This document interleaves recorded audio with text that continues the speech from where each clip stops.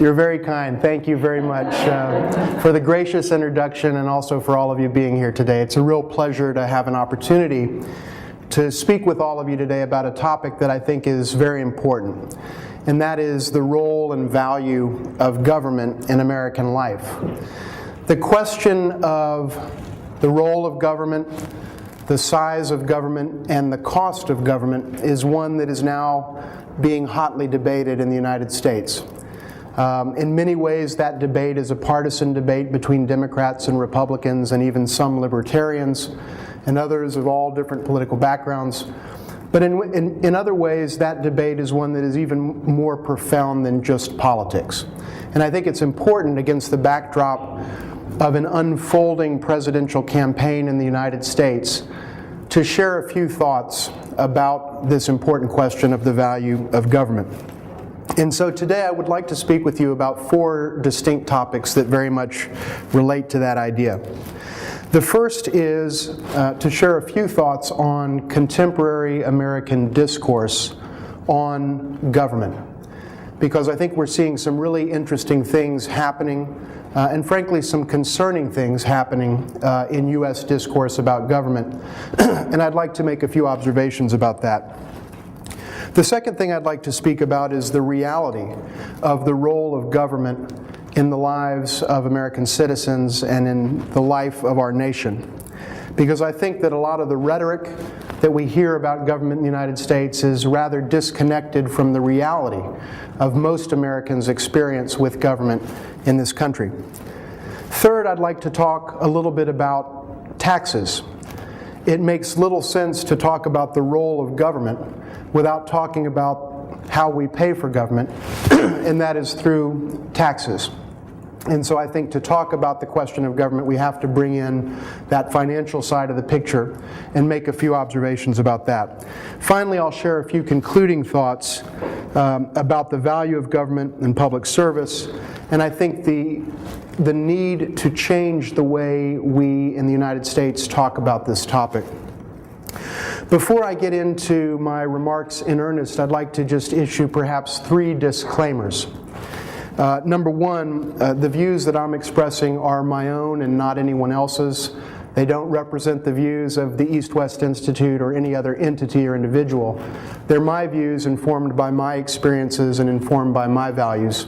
And so I'd like to share those with you in a candid way. That said, they're also informed by a lot of reading that I've done, and I want to give particular credit to the writings of Professor Douglas J. Amy, who is a professor at Mount Holyoke College, and he has written extensively, and I think very compellingly, on why government is a force for good in American life. And my thinking has certainly been deeply influenced by many of his writings, and I want to acknowledge that intellectual debt that I owe to Professor Amy in these remarks. The second disclaimer, or caveat, is that I'll be speaking mostly about the question of federal government, because in my own experience, I've been most deeply involved in federal government. I worked for 18 years as a U.S. diplomat. I had the opportunity to serve the government and serve this country, which I regarded as a great privilege in my life. And so many of my remarks are really focused on federal government, but I think that they're broadly applicable to state and local government as well. And the third and final disclaimer that I would like to note at the outset is that this topic can be seen as rather sensitive in a political context because it very much is at the core of the debate in the United States between Democrats and Republicans. But I offer my thoughts today very much in a nonpartisan spirit because I think that the issues at issue in this discussion are more fundamental than merely partisan politics. So I want to look at the question of government and how we as a nation talk about government, not through a political prism, but rather at a more philosophical level. I don't advocate the election or defeat of any candidate or any party in my comments, and this is not a partisan talk. Thus far in my life, I haven't had occasion to give a partisan talk. And in this sense, I wanted to just note that I'm not saying anything today in a strictly partisan sense. But admittedly, and I want to acknowledge this as well, The majority of the criticism of government that we hear in American rhetoric today does in fact come from the Republican side of the aisle. It doesn't come exclusively from there, because Democrats in many cases, particularly conservative Democrats, often find much to criticize in the role and size of U.S. government as well. But I do acknowledge that there is a bit of a lopsidedness. But I'm not looking at this through a partisan prism, but rather on the merits of the issue itself. So with those introductory comments, let me just say a few words then to begin with about the discourse and the quality and caliber of discourse on the U.S. government, on government generally in the United States today. I think there's a basic debate in the United States, perhaps the central debate in American politics, on the size and role of government. And in practical terms, I think one way to look at American politics and to boil it down to its essence is to frame it in this way, that the central task of American public policy fundamentally is to find the equilibrium between the American people's desire for a certain level of government services and their willingness, on the other hand, to pay for those services. Finding that equilibrium fundamentally is what public policy is about. Public policy that is off equilibrium, that doesn't find that equilibrium, is not going to have enduring viability or political sustainability. And so finding that balance point against the myriad interests that we see playing out in this country is the core task of government and the core task of public policy. There can be legitimate debate as to where exactly that equilibrium lies. Does it lie here? Does it lie a little to the right, a little to the left, a little bit more in terms of federal expenditures, a little less? And there is and should be a lot of debate about those topics. That's the essence, in a sense, of the political debate and even the partisan debate in the United States. But one thing is very clear, and that is that the tone of the discussion about government in the United States has changed dramatically in the last several decades, and in particular in recent years. One could go back and talk about the run for president, the campaign for the presidency of Barry Goldwater in 1964, who was really the first major party figure to run on a fairly stern or severe anti-government message as the Republican candidate for president. And he was soundly defeated by LBJ by the largest popular vote margin in the history of U.S. presidential elections. But the ideas that he articulated nonetheless colored politics in the United States, and certainly Republican politics, but I would argue all politics going forward.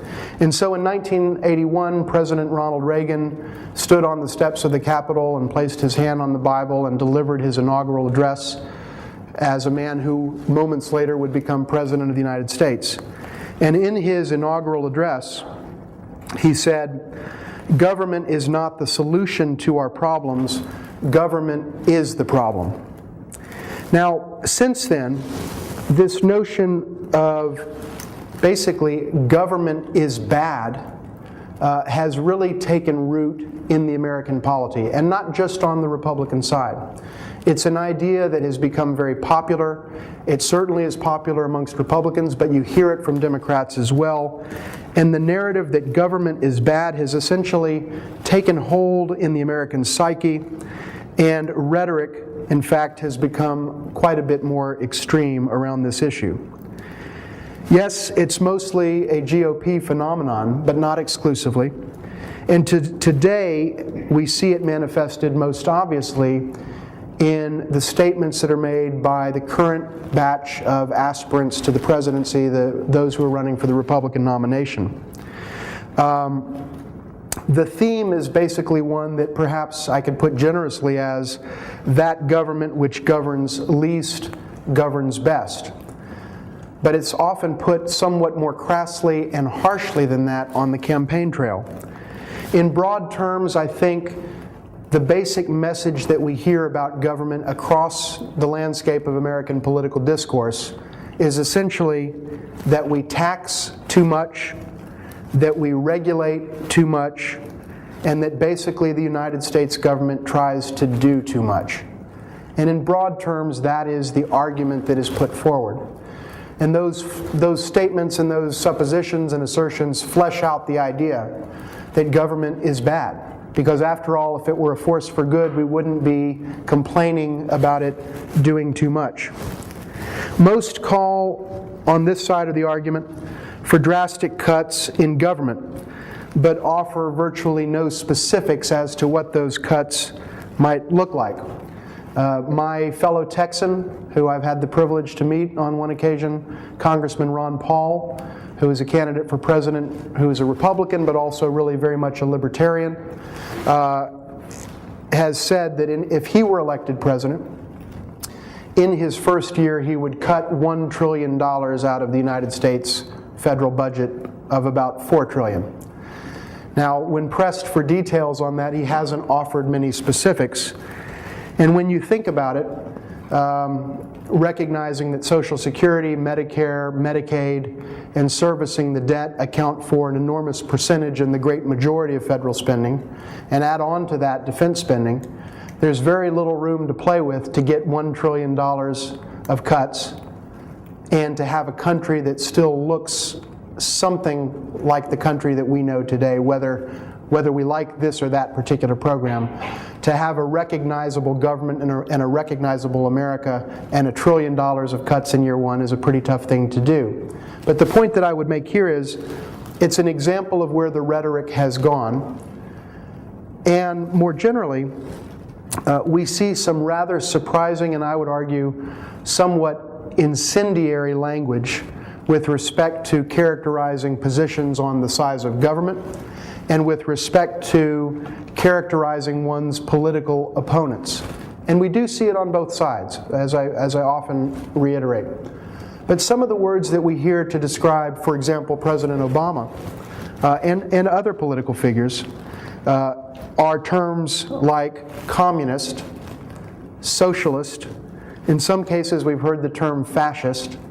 But these are rather striking terms for any American to use about another American, when in fact you think back on American history and realize that the United States and the American people spent many decades in a struggle, an epic struggle with communism, with state socialism in terms of the US-Soviet divide. And to use these kinds of terms to characterize American political opponents, however much you might disagree, is in fact a rather striking testament to just how extreme the political rhetoric around the role and size of government has really become.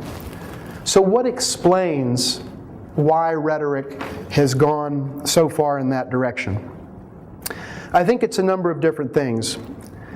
First and foremost, I think it's important to point out that in the United States there is in fact a very deep-seated tradition of distrust for government. This country, in fact, was founded on that distrust.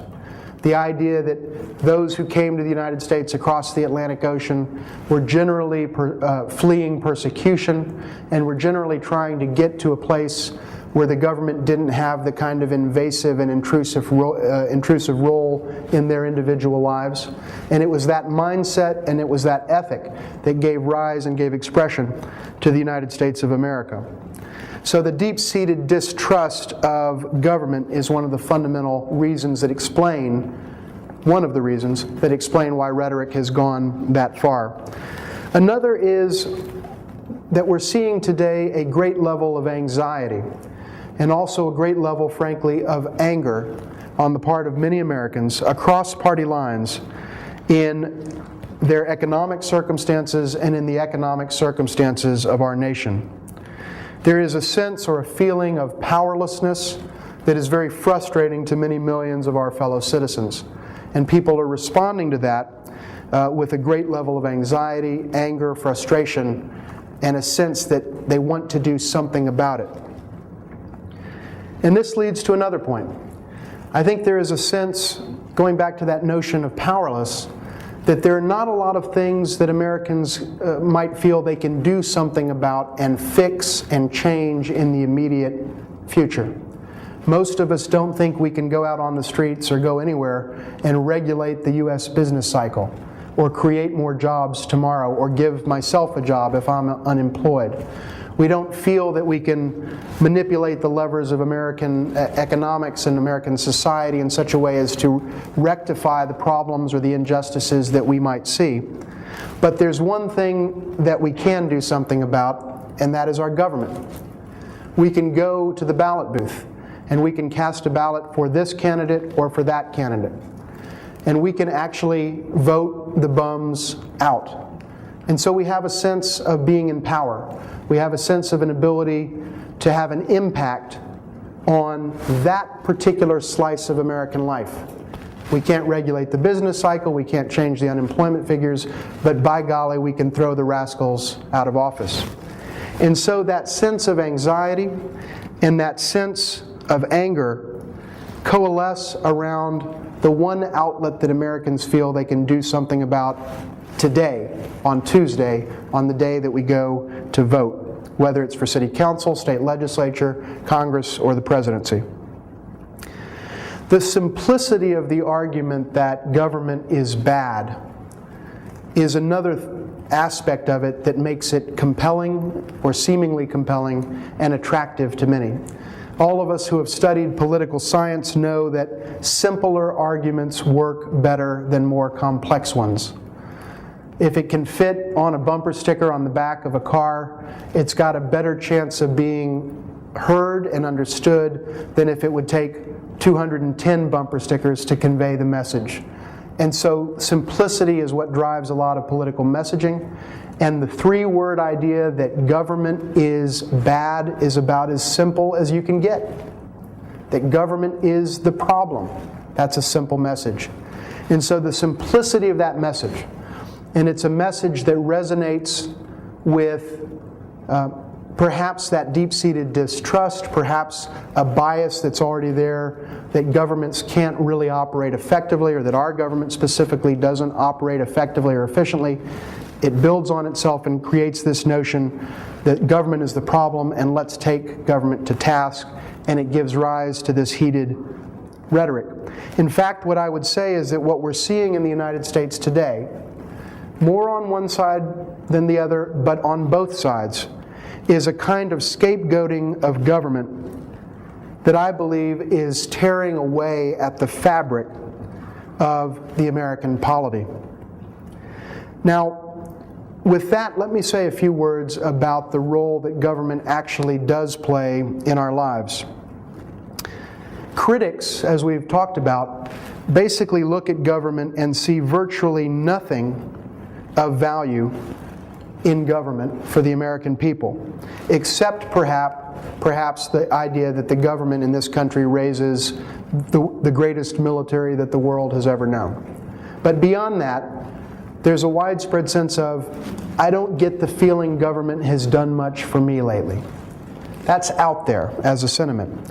Rush Limbaugh, the conservative radio celebrity and figure, put a challenge out some years ago to his radio audience and said, I challenge anyone to call in and name just one thing that the government has done for you of any value. And then answering his own rhetorical question, he said after a few seconds, see, I told you so. There is no answer to that question. And it's indicative of this notion and emblematic of this idea that government doesn't do anything of value. On the campaign trail, on the very day that he announced his candidacy for president, my governor, Rick Perry, stated in a speech that was a very good opening salvo in the race that he wanted to run for president because he sought to, quote, make government as inconsequential to your lives as possible. But the fact is, to the degree that government has been consequential to the lives of most Americans, it has been consequential in mostly a positive way.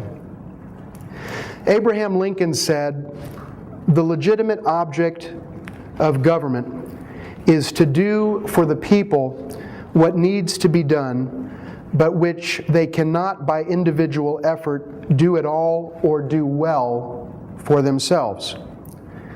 I would argue that broadly speaking, and certainly with some misfires along the way, that is exactly what the United States government has managed to accomplish over the last 200 plus years. I won't spend a lot of time talking about the myriad ways that government has had a positive impact on the lives of Americans and the life of our nation. But let me just give a few examples. And let me also note that Professor Douglas Amy of Mount Holyoke, to whom I owe a debt in my own thinking on this issue, has written very compellingly a piece, and for those who are interested I can provide the website, where he looks at an average American and chronicles the ways in which that average American on an average day interfaces with the government. And to give you an idea of it, and I won't belabor it here, but it's a very interesting discussion, he basically says when the alarm goes off next to your bed and you push the snooze button or the off button, you're interfacing with government starting from that moment, because you are dealing with an electrical item, the standards of which were set down by some level of government, by some form of regulation that makes sure that the currencies that are pulsing through those wires are safe for a household and that you're not going to be shocked or killed by some sort of electrical mishap. And starting at 6:19 a.m. or perhaps in some of our cases 9:04 a.m. or other hours, you start to interact with government in ways that you may not be fully cognizant of, but that are very real. And it's all the way through the day. But let me give you a few big picture pieces that are so obvious that perhaps they don't need to be stated, and yet in this day and age, with rhetoric being what it is, I think they deserve to be mentioned. These are some of the things that the government has done that I think are very positive for all of us. The government has regulated the business cycle so as to preclude, for the most part, a second Great Depression, the likes of which we had in the late 20s and early 30s. The government is a strong advocate for public health and has been a leading force in eliminating childhood diseases through immunization programs. The government has built the interstate highway system on which so many of us rely to get around and on which so much American commerce depends. The Federal Deposit Insurance Corporation, Social Security, and Medicare and Medicaid. The GI Bill, which gave rise to a substantial swath of the American middle class, and indeed modern America in some ways as we know it. Consumer protection, anti-discrimination, the military, which we've noted earlier, clean air, clean water, and the list goes on. It could literally be hundreds of distinct or thousands of distinct items that one could cite. And you don't hear a lot of talk about those things on the campaign trail, but those are very real. And that's the reality of the role that government, in fact, plays in our lives on a day-to-day basis. But there are also intangible things that government does for its people and that the U.S. government does for the American people that don't come through the stat sheets and that aren't quantifiable or measurable in any statistical way. Governments can provide something that the private sector generally doesn't provide: justice, equality, fairness, security. When one of us is wronged, a crime is committed, we go to government, not the private sector, to seek redress for that wrong. When we are on the streets of New York or Austin, Texas, or any city in this country, we rely on government entities to account for our security on a micro level, at a street level. It's governments that ensure that streets are generally safe to walk on, or that if something happens, something will be done about it. Equality. The private sector historically hasn't been very good about providing equality to the American people. And in fact, the government hasn't always been very good at it either. But the government learned along the way through the wisdom of the American people, and we've seen a march toward equality in this country that is laudable. And I think that if you look at those abstract ideas, you see that there are things that the U.S. government has done that could not have been done and that weren't done by the private sector. As I said in Houston when I gave a version of this talk there as a keynote address for an event that was honoring public service in the city of Houston, I said it was the government and not the private sector that ended slavery in this country. So there's an even deeper level that we can talk about when we talk about the value of government. And that goes to the question of rights and freedoms.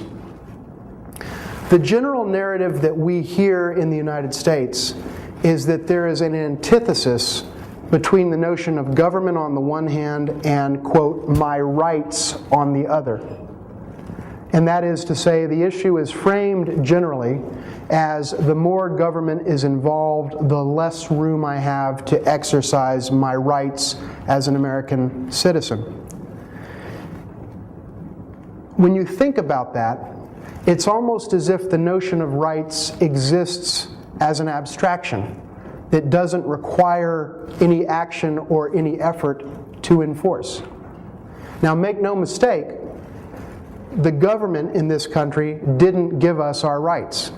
I believe, like most Americans believe, that our rights are a gift from our Creator, and that we have certain inalienable rights endowed to us by our Creator. But here on earth, it is the government that has to be empowered to defend and enforce those rights. And so here I'd like to cite the writings of two scholars who are cited in Professor Amy, but who have written a book on this topic. And the scholars are Stephen Holmes and Cass Sunstein. And they've written a book called The Costs of Rights: Why Liberty Depends on Taxes. In their book, they make three statements that I want to highlight here that talks about the notion of rights as constructs that essentially governments are called upon to enforce.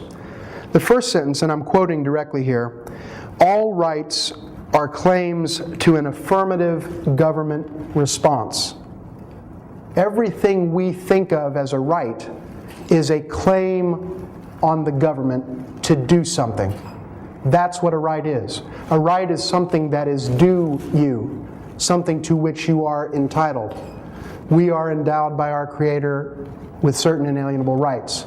We're entitled to certain things: free speech, free press, freedom of assembly, and the list goes on.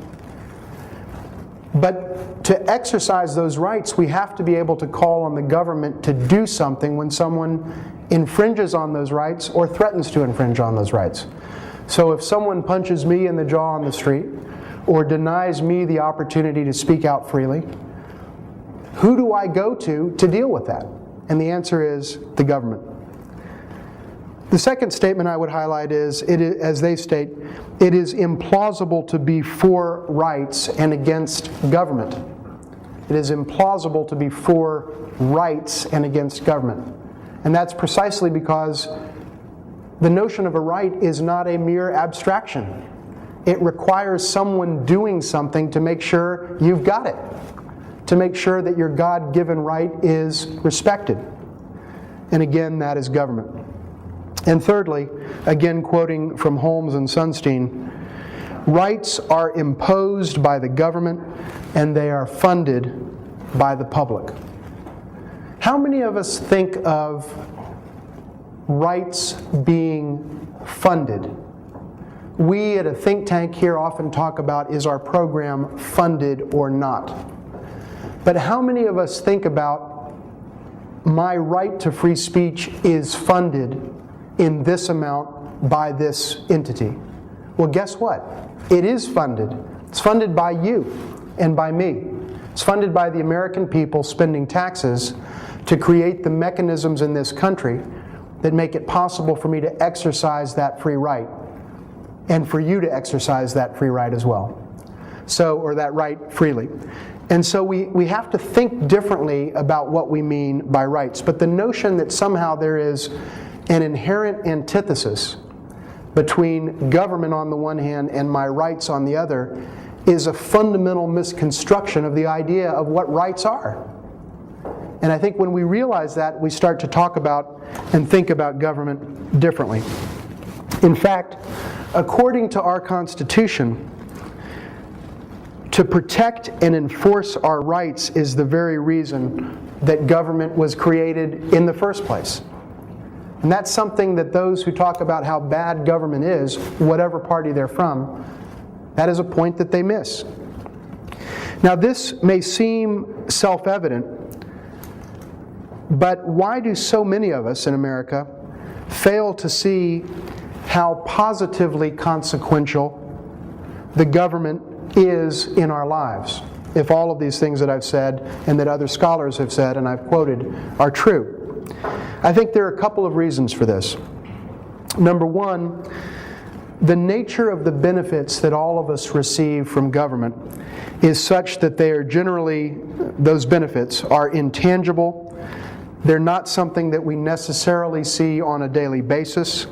They're often long-term, and in many cases, they are negative assurances, if I can borrow a term from the security world.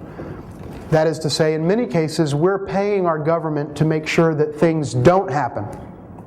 And we don't always then remember that we are blessed that those things didn't happen. So if I'm in a car and I'm in an automobile accident, and thanks to the design standards that were imposed and regulated by the government, that car sustains the wreck and I come out with only minor injuries or no injuries because there were regulations in place regarding seat belts or other things.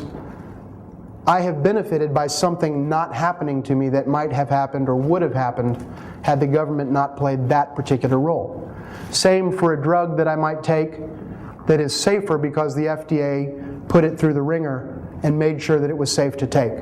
And it's not that there are never misfires or mistakes, but on the whole, these are things that don't happen to me and don't happen to you that are a function of money that all of us have spent in terms of our tax dollars.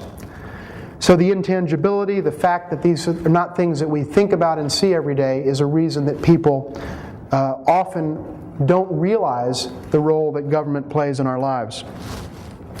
At the same time, I think many of us take a lot of things for granted. And so we don't necessarily think about it that much.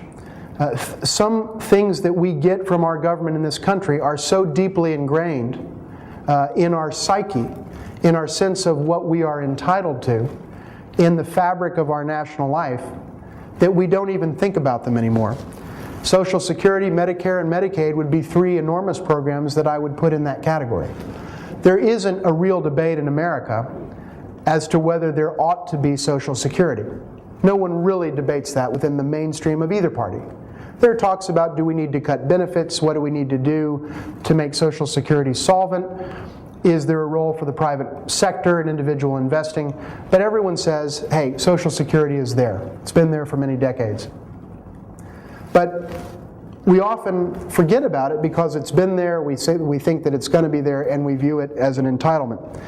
There's a story that Professor Amy notes where a U.S. congressman goes back to his district and basically has a town hall meeting talking about all kinds of domestic political issues with his constituents. And when talking about Medicare, one of the constituents stood up and said, I'm a senior citizen, I'm one of your constituents, and let me tell you, Congressman, I want you to keep your government hands off of my Medicare. Almost as if he didn't realize that Medicare was a creation of the government that the American people elected at that time. And so these things become so deeply ingrained that we don't see them. Those are some of the reasons that I think we tend to err on the side of sort of falling into that trap of the easy answer, the simplistic answer that somehow government is bad, because we don't think carefully. We don't take a few minutes to really realize what we have in terms of the government that we ourselves have elected in accordance with our constitutional principles. Let me talk a little bit about taxes before coming to the conclusion. I mentioned at the outset that it's difficult to talk about the United States government or any government if you don't talk about how that government is funded. And governments are funded by taxes. The very word taxes, however, is highly charged and fraught with negative connotations. It appears in sayings, for example, that the only two things you can't avoid in American life are death and taxes. And that gives you a sense for how we, the American people, generally construe taxes. And yet it's impossible to talk about government without talking about that question as well. Oliver Wendell Holmes said that taxes are, quote, the price we pay for civilization. Franklin Roosevelt said that taxes are, quote, the admission we pay to enter organized society. But relatively few American political figures refer to taxes that way on the stump from either party. Instead, they put forward the idea that taxes are something that they, in Washington or in Albany, impose on us. It's somehow as if there were no connection between the American people and American taxpayers on the one hand, and the government that we have freely elected in accordance with our own Constitution on the other. And thus we hear phrases like, get the government off our backs, get the government out of our pockets. We need, quote, tax relief, as if it was a burden imposed on us against our will by people other than our duly elected representatives in the United States government. This is the language of alienation and disconnect between a people and its elected representatives. And this is a language that is very corrosive to the fabric of the American polity. This type of language does our nation a disservice because it perpetuates a sense that there is a disconnect between our people on the one hand and our own elected officials. And it perpetuates the fallacy that taxes are somehow not organic to our experience as Americans and to our polity, rather that there's some kind of evil and that they are artificial to our natural existence as citizens of a nation, and rather than the necessary cost of doing business as a citizen of this country. Now, my view is that taxes are not inherently bad. Rather, their value can only be defined by what we're getting for those taxes. At the federal level, the only view that really matters is the view of our entire citizenry as a whole, as expressed through our duly elected representatives. In this sense, I have long held that in a democracy there is no inherently right answer to the question, what is the best size of government? In my view, and as I have said before, but I think it bears reiterating, the size of the United States government is right when the American people are happy with what they're getting for what they're paying. That's the right size of government. Any discussion about the right size of government that is independent of the judgment of the American people strikes me as being rather presumptuous and rather arrogant, because it is for the American people to say what size of government, and to say collectively what size of government they want. So the trick is to have a size of government that the American people want at a price that the American people are willing to pay. And if you've achieved that, then you have achieved the right size of government. Now, I call this a value approach to the size of government. I don't take the view that there is a right answer, that government should be big or that government should be small. Because I think that ignores two things: the will of the American people, and number two, the notion that what we're talking about is a value proposition. If someone says, I bought a car this weekend for $25,000, you say, wow, that seems like a lot of money. They say, well, but I got a Lamborghini for it. Somebody just had to unload it and I paid $25,000, I got a Lamborghini. You got a great deal. Same person says, I paid $25,000 and got a 1974 Pinto. They didn't do so well. So it's not how much money you're spending, it's what you're getting for the money you're spending. That whole discussion has been absent in American political discourse. So I advocate, again, a value approach to the size of government. One can debate whether the American people are happy with what they're getting today. Some might say the American people are. Some, perhaps in the Occupy Wall Street movement and in many other corners of America, might say we're not happy. For that matter, the Tea Party, Occupy Wall Street, Tea Party, both sides of the aisle, you'll have people that say the American people are not happy with what they're getting. That is a topic for legitimate debate. It is a topic that can be contested in elections. What is not debatable is that we are not paying for what we're getting. And that's why this nation has a $15 trillion national debt. And a year from now, if we were to assemble in this room, or even if we don't, we'll have a $16 trillion debt. Because we're getting a certain level of service, but we as a people are not willing to pony up the money to pay for what we're getting. And that's a problem. It's a bipartisan problem. Both parties had a hand in creating that problem. Neither party owns the lion's share. And in the final analysis, I would even go further.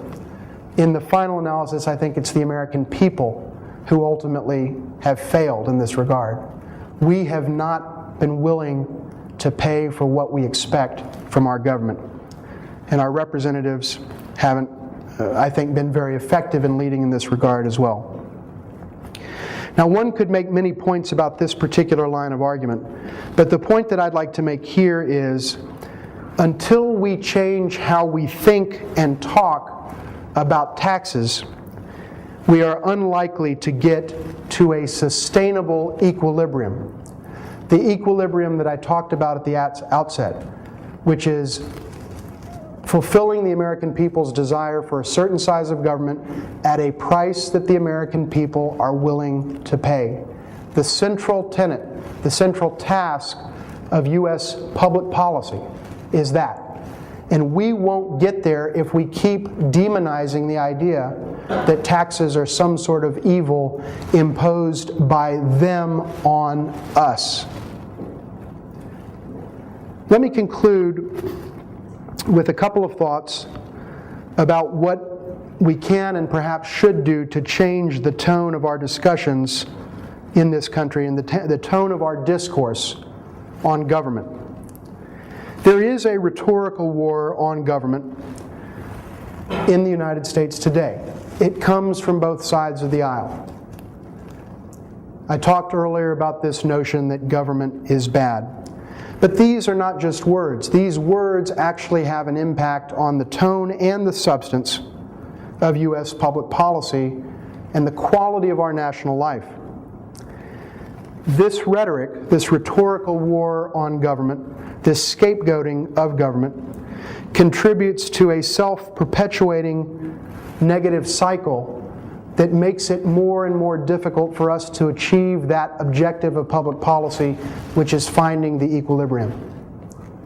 When taxes are inherently evil, it's very difficult to make the case that we need to raise a certain amount of taxes to provide what the American people demand and expect. An example of this is the case of FEMA from a few years ago.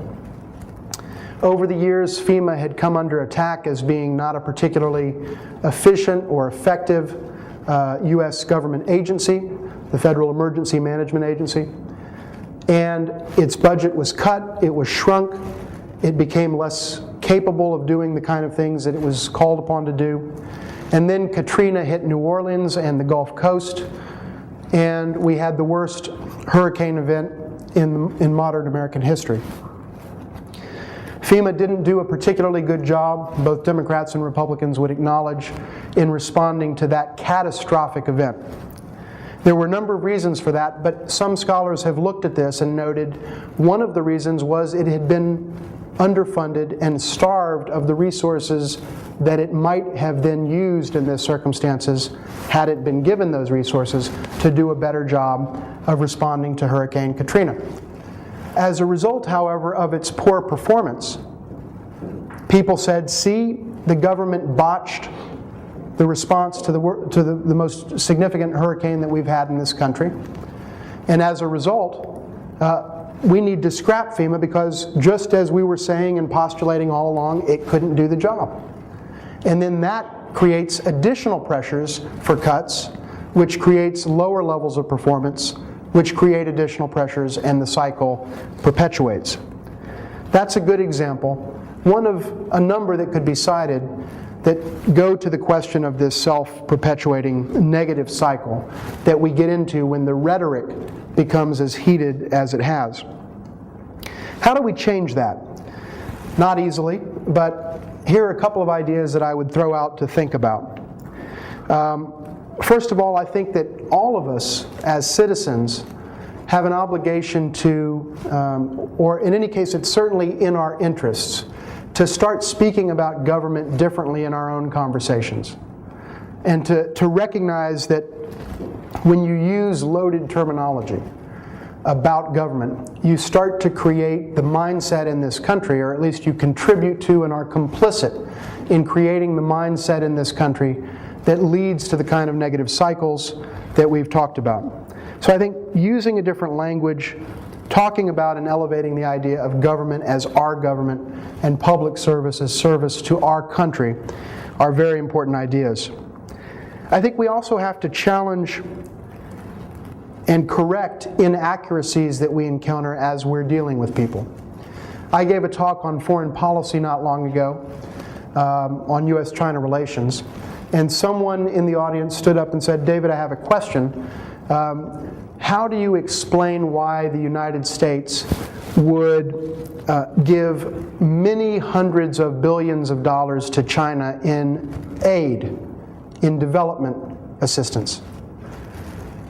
Now, our entire government budget is $4 trillion. And historically, it's been closer to $3 trillion. And this individual was saying that they were postulating that we're giving hundreds of billions of dollars to China as aid. I had to point out that the premise of the question was incorrect. We don't give any aid to China.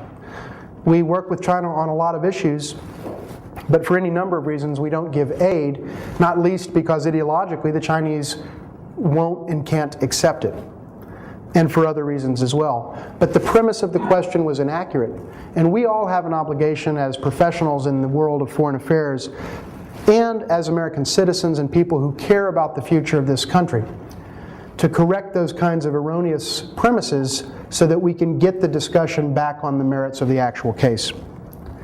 I think we also have to find a new way to frame and talk about government. Professor Amy and others have come up with certain words that might be a better way of talking about government, rather than sort of the tax man and the idea that the government has got its hands in my pocket.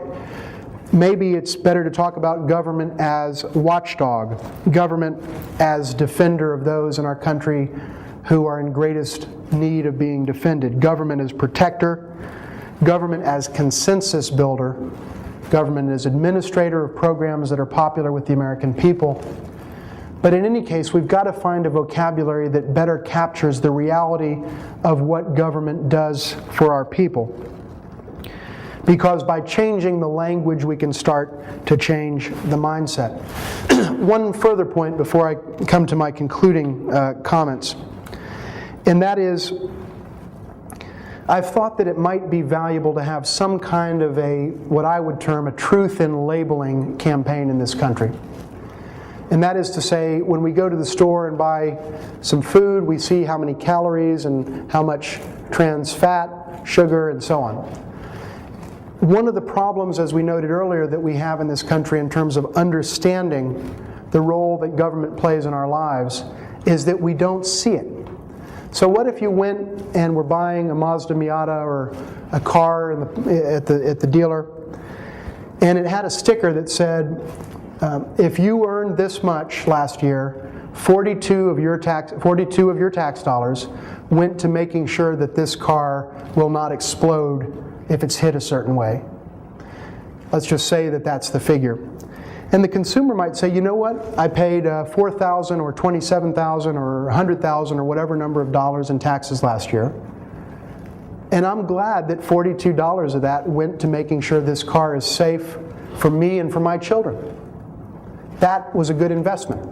And when you start talking in real terms about what it is that our government tax dollars, our tax dollars do, and label that, although it may sound impractical and it may sound even a little gimmicky, but it gets at a larger truth. And that is that when we start to realize where the tax dollars, or in many cases the tax pennies, went on a per capita basis, we start to see the connection between what we have voluntarily given our government and what the government is giving in return to the people. So that's something that I think is worth looking at. You know, Professor Amy mentioned an example or some statistical information that I think is worth thinking about. He said that the average American citizen gets about $10,000 worth of services from the government every year. The average American citizen. About $10,000 worth of goods or services if one were to try to put a commercial value on some of these things. That if you were to then count intangibles like maybe equality, justice, and so on, that number would rise to 16,000. And if you were to count federal, state, and local levels of government altogether, the average American citizen gets about $27,000 worth of good stuff from the government, whether goods or services or intangible processes, in the course of a year.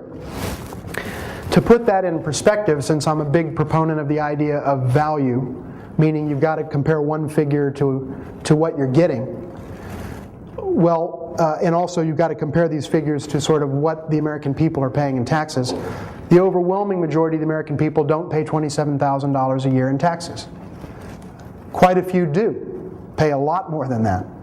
But on average, the average American person and the average American middle class individual is making money on the deal. And that's something to think about. One can look at the methodology and get into a discussion with Professor Amy or others as to the validity of those figures, but it at least starts to quantify the issue so that we have some baseline to talk about what are we giving and what are we getting. Now, it won't be easy to change the calcified narrative that government is the problem. And in fact, that it's more often the solution than the problem. But that's what is required if we are to restore the health of our national treasury, and I would argue the health of our democracy. Let me offer a few concluding thoughts to wrap up. My views on the value of government are certainly very much informed by a number of things. They were informed by my parents, who very much instilled in me the idea that it's important to give back and it's important to serve. They were informed by a great professor that I had the privilege of studying with at the LBJ School in Austin, Texas, Professor Barbara Jordan, with whom I studied public ethics. And she taught, as my parents did, that public service is a noble and honorable calling, and that the work of our government is truly the work of our nation. So for me, public service in government is personal, and for me, my journey into government and in government was a function of my desire to be connected to a cause and an undertaking bigger than myself. Now, I'm proud of that record, and I'm proud of all of and grateful for the contributions of all of us who serve in different ways at different levels. I think all of us benefit from that service, and I salute it. Government is not bad. Government is good. And in that spirit, in the spirit of that statement, I ask that all of us commit to doing what we can to restoring confidence and faith in our government at all levels, to making government truly consequential in the most positive sense, and in the process to deepening our sense of national purpose and our sense of national community. Thank you.